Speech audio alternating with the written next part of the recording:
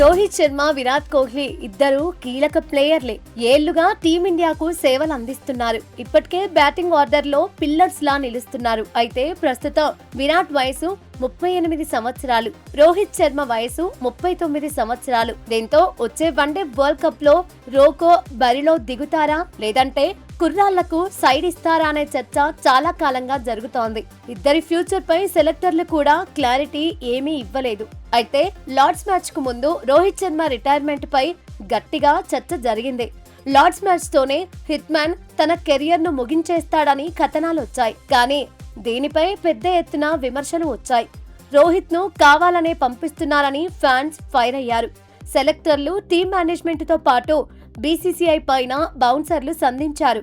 వచ్చే world cup వరకు hit man ను ఆడించాలని డిమాండ్ చేశారు.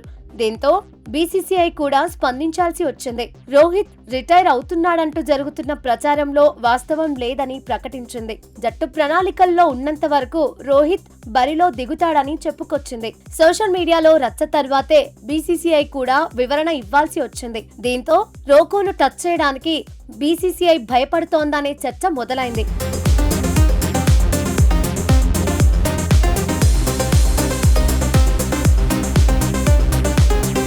రోహిత్ శర్మ, విరాట్ కోహ్లీ రిటైర్మెంట్ కు సంబంధించి మాజీ క్రికెటర్ రవిచంద్రన్ అశ్విన్ స్పందించాడు. ఇద్దరిని టీమిండియా నుంచి తప్పించడం చాలా కష్టమన్నాడు. ఒకవేళ బలవంతంగా తప్పించాలని చూస్తే ఫ్యాన్స్ ఆగ్రహాన్ని తట్టుకోవడం కష్టమన్నాడు. రోకో ఆడాలని డిసైడ్ అయితే ఎవరూ టచ్ చేయలేరని తేల్చి చెప్పాడు. రోహిత్, కోహ్లీ సాధించిన రికార్డులే అందుకు కారణమన్నాడు. వన్డేల్లో రోహిత్ దాదాపు 12,000 పరుగులు చేశాడన్నాడు.